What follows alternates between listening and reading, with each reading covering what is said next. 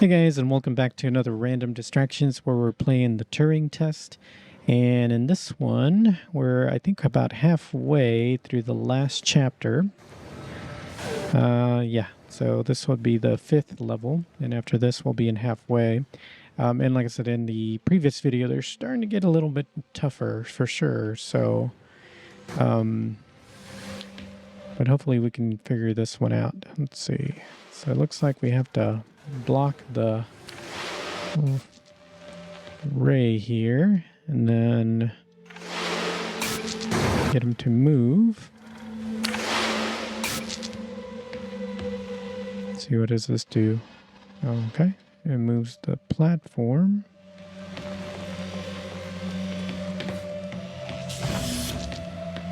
And what does this do? Oh, it raises. Oh, okay, so I'm assuming that we need to get him up here.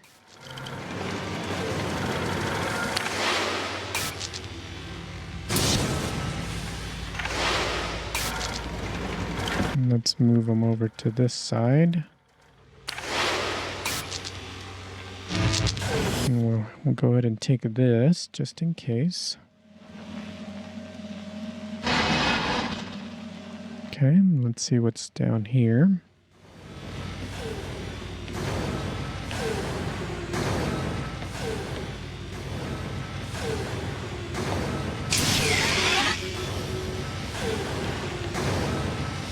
So it creates a ramp. Oh, which blocks this. Okay, and what's this? It's just that.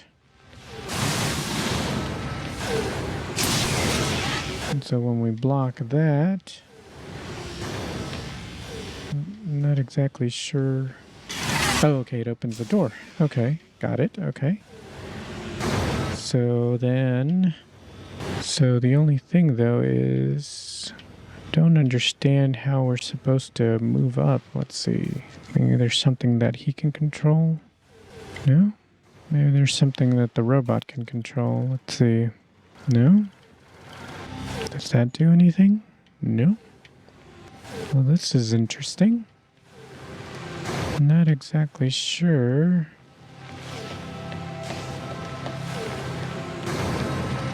What we're supposed to do here. I'm gonna pause it here or skip through this part, see if I can figure it out real quick.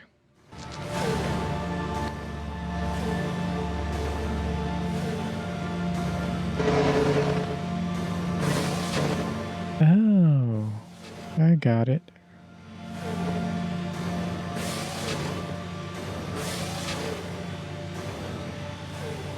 Okay, so I didn't realize that.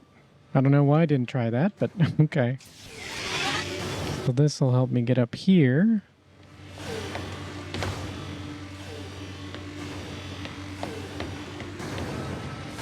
And then if I switched over to this guy and switch over to this guy and then take this off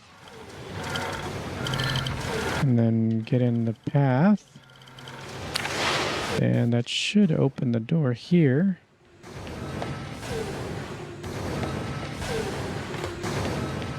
Okay. Ava, I don't wish to be heavy-handed. The severity of your actions here are immense. Selfish action could create an extinction event. Do you understand? Ava? I get it.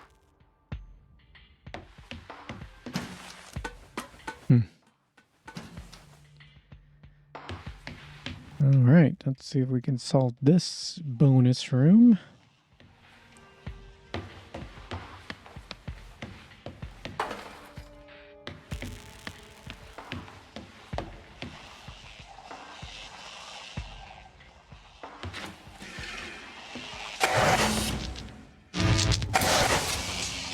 Huh. Okay.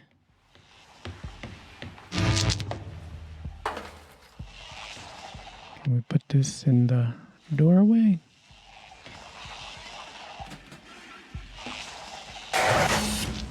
You can kind of do that. Let's see, but I don't think I can shoot it from here, though.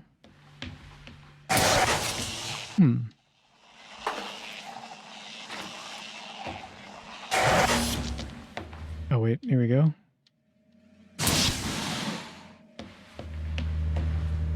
Well, that wasn't so bad. Looks like an empty room.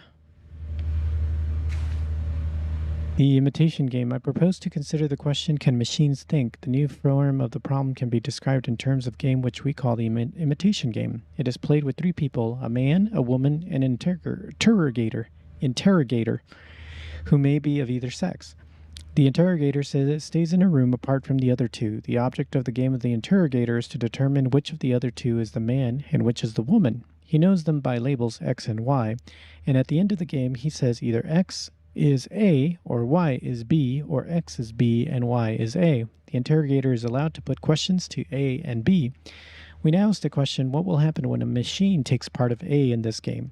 Will the interrogator decide wrongly as often when the game is played like this as he does when the game is played between a man and a woman? These questions replace our original Can Machines Think?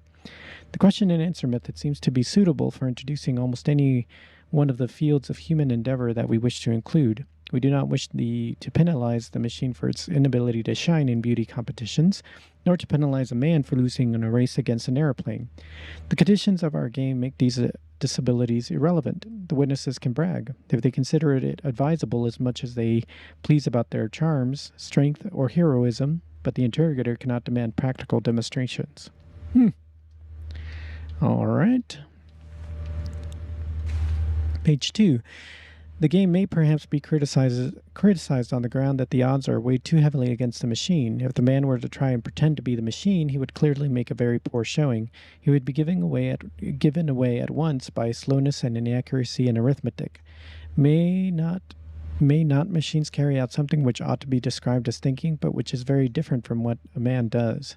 This objection is a very strong one, but at least we can say that if, nevertheless, a machine can be constructed to play the imitation game satisfactorily, we need not be troubled by this objection. It might be urged that when playing the imitation game, the best strategy for the machine may possibly be something other than imitation of the behavior of a man. This may be, but I think it is unlikely there is any great effect of this kind. In any case, there is no intention to investigate here the theory of the game, and it will be assumed that the best strategy is to try to provide answers that would naturally be given by a man.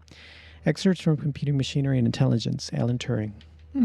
I wonder if that is actually a true one. And the Lord God formed man of the dust of the ground, and breathed into his nostril the breath of life, and man became a living soul.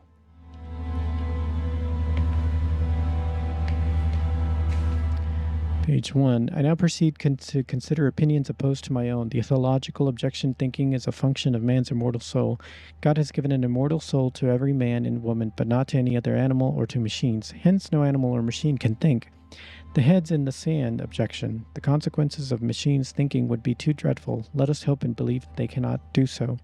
The mathematical objection. There are a number of results of mathematical logic which can be used to show that there are limitations to the power of discrete state machines. The best known of these results is known as Gödel's theorem, 1931, and shows that in any sufficiently powerful logical system, statements can be formulated which can either be provided or disproved within the system, unless possibly the system itself is inconsistent. The argument from consciousness. This argument is very well expressed in Professor Jefferson Lister's oration for 1949, from which I quote, "Not until a machine can write a sonnet or compose a concerto because of thoughts and emotions felt, and not by chance of fall of symbols, could we agree that machine equals brain, that is, not only write it, but know that it had written it. No mechanism could feel, and not merely artificially signal an easy contrivance, pleasure at its success, grief when its fowls fuse, be warmed by flattery, be made miserable by its mistakes, be charmed by sex, be angry or depressed when it cannot get what it wants." Arguments from various disabilities. These arguments take the form, I grant you that you can make machine do all the things you have mentioned, but you will never be able to make one to do X. Numerous features X are suggested in this connection. I offer a selection. Be kind, resourceful, beautiful, friendly, have initiative, Have a sense of humor, tell right from wrong, make mistakes, fall in love, enjoy strawberries and cream, make someone fall in love with it, learn from experience, use words properly, be subject of its own thought, have as much diversity of behavior as a man, do something really new. Lady Lovelace's Objection. Our most detailed information of Babbage's analytical engine comes from a memoir by Lady Lovelace, 1842. In it, she states, the analytical engine has no pretensions to originate anything. It can do whatever we know how to order it to perform. Her italics. This statement is quoted by Hartree, 1949, who adds, this does not imply that it may not be possible to construct electronic equipment which will think for itself, or in which, in biological terms, one could set up a conditioned reflex which would serve as a basis for learning. Whether this is possible in principle or not, it is stimulating and exciting question suggested by some of these recent developments, but it did not seem that the machines constructed or projected at the time had this property. Argument from continuity in the nervous system. The nervous system is certainly not a discrete state machine. A small error in the information about the size of a nervous impulse impinging on a neuron may make a large difference to the size of the outgoing impulse. It may be argued that this being so, one cannot expect to be able to mimic the behavior of the nervous system with the discrete state system. Wow. They really went all out, and I'm assuming in gathering all the information about Alex Turing and using it for, I guess, the basis of the game. I do wonder if it's, this is all true. Let's see, Searle? The thought experiments are important because of a lot of the time you can't carry out the actual experiment, and this is true not only in philosophy but in science as well. So when Einstein said, imagine that you're sitting on a beam of light going into outer space, well, that's a thought experiment. He wasn't going to say, let's go out on a beam of light. Of course you missed the point if you say, well, we'd fall off or it would be too cold. So thought experiments are always useful, and you test your concepts by imagining what it would be like if such and such were the case. Well, in this particular case, I imagined what it would be like if I followed a program for answering questions in Chinese and giving back answers in Chinese, even though I don't understand a word of Chinese. And that was a very useful thought experiment because it enables us to see that computation by itself isn't thinking. Consciousness exists only insofar as it is experienced by a human or animal subject. Okay, now grant me that consciousness is genuine biological phenomenon. Well, all the same, it's somewhat different from other biological phenomena because it only exists insofar as it is experienced. However, that does give it an interesting status. You can't refuse the existence of consciousness by showing that it's just an illusion, because the illusion-reality distinction rests on the difference between how things consciously seem to us, or how things consciously seem to us, and how they really are. But where the very existence of consciousness is concerned, if it consciously seems to me that I'm conscious, then I am conscious. You can't make the illusion-reality distinction for the very existence of consciousness the way you can for sunsets and rainbows, because the distinction is between how things consciously seem and how they really are. Consciousness is biological property, like digestion or photosynthesis. Now, why isn't that screamingly obvious to anybody who's had any education? And I think the answer is these twin traditions. On the one hand, there's God, the soul, and immortality that says it's really not part of the physical world. And then there is the almost as bad tradition of scientific materialism that says it's not part of the physical world. They both make the same mistake. They refuse to take consciousness on its own terms as a biological phenomenon like digestion or photosynthesis or mitosis or meiosis or any of the other biological phenomena. All right. See, I think we all really have conscious states. To remind everyone of this fact, I asked my readers to perform the small experiment of pinching the left forearm with the right hand to produce a small pain. The pain has a certain sort of qualitative feeling to it, and such qualitative feelings are typical of the various sorts of conscious events that form the content of our waking and dreaming lives. Such events are the data which a theory of consciousness is supposed to explain. In my account of consciousness, I start with the data. Dennett denies the existence of the data. To put it as clearly as I can, in his book, Consciousness Explained, Dennett denies the existence of consciousness. He says correctly that when I wrote my review, I took his book to be his definitive statement of his position on the Chinese room and did not consult his earlier works. In fact, I did not know that he had produced a total of 7 published attacks on this one short argument of mine until I saw his letter. He now claims to have refuted all 3 premises of the argument in 1987, but I have just reread the relevant chapter of his book and find he did nothing of the sort, nor did he even make a serious effort to attack the premises. Rather, he mistakes my position as being about consciousness rather than about semantics. He thinks that I am only concerned to show that the man in the Chinese room does not consciously understand Chinese, but I am in fact showing that he does not understand Chinese at all, because the syntax of the program is not sufficient for the understanding of the semantics of a language, whether conscious or unconscious. Furthermore, he presupposes a kind of behaviorism. He assumes that a system that behaves as if it had mental states must have mental states. But that kind of behaviorism is precisely what is challenged by the argument, so I have to confess that I don't find the weakness of his arguments in his recent book as helped by his 1997 arguments.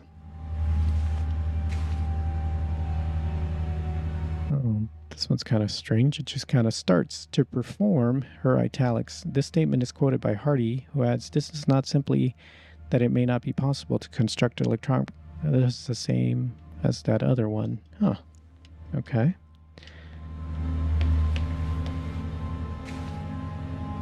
Dennett. This is a different one, I think. Dennett, John Searle, and I have a deep disagreement about how to study the mind. For Searle, it is really quite simple. There are these bedrock time-tested intuitions we all have about consciousness, and any theory that challenges them is just preposterous. I, on the contrary, think that the persistent problem of consciousness is going to remain a mystery until we find some such dead obvious intuition and show that, in spite of first appearances, it is false. One of us is dead wrong, and the stakes are high. Searle sees my position as a form of intellectual pathology. No one should be surprised to learn that the feeling is mutual. For his part, he has one argument, the Chinese room, and he has been trotting it out, basically unchanged, for 15 years. It has proven to be an amazingly popular number among the non-experts in spite of the fact that just about everyone who knows anything about the field dismissed it long ago. It is full of well-concealed fallacies. By Searle's own account, there are over 100 published attacks on it. He can count on them, but I guess he can't read them. He can count them, but I guess he can't read them. For in all those years, he has never, to my knowledge, responded in detail to the dozens of devastating criticisms they contain. He has just presented the basic thought experiment over and over again. I just went back and counted. I am dismayed to discover that no less than 7 of those published criticisms are by me. In 1980, 82, 84, 85, 87, 90, 91, 93, Searle debated me furiously in the pages of the NYRB back in 1982, when Douglas Hofstadter and I first exposed the cute trick that made the Chinese room work. That was the last time Searle addressed any of my specific criticisms until now. Now he trots out the Chinese room yet one more time and has the audacity to ask, now why does Dennett not face the actual argument as I have stated it? Why does he not tell us which of the 3 premises he rejects in the Chinese room argument? Well, because I've already done so in great detail. In several of the articles, he has never designed or deigned to answer. For instance, in the Fast Thinking, way back in the Intentional Stance 1987, I explicitly quoted his entire 3-premise argument and showed exactly why all 3 of them are false. When given the interpretation they need for the argument to go through. Why didn't I repeat the 1987 article in my 1991 book?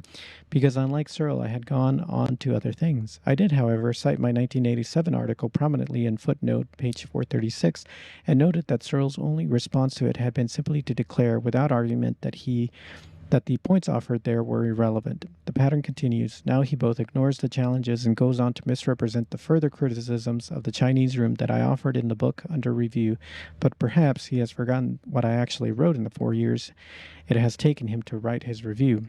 But enough about the Chinese room. What do I have to offer on my side?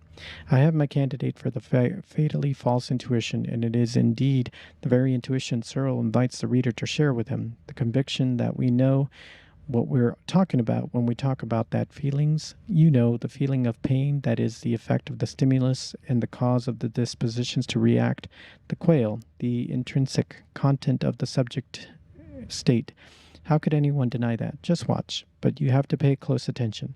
I developed my destructive arguments against this institution by showing how an objective science of consciousness is possible after all, and how Searle's proposed first-person alternative leads to self-contradiction and paradox at every turning. This is the deepest mistake in my book, according to Searle, and he sets out to expose it. The trouble is that the objective scientific method I describe under the alarming name of heterophenomenology is nothing I invented. It is, in fact, exactly the method tacitly endorsed and relied upon by every scientist working on consciousness, including Crick, Edelman, and Rosenfield. They have no truck with Searle's intrinsic content and ontological subjectivity. They know better. Well, I read through all that, and I'm not sure I grasped the whole thing, but it did bring up some interesting things about consciousness, I suppose. All right. And apologize for all that reading.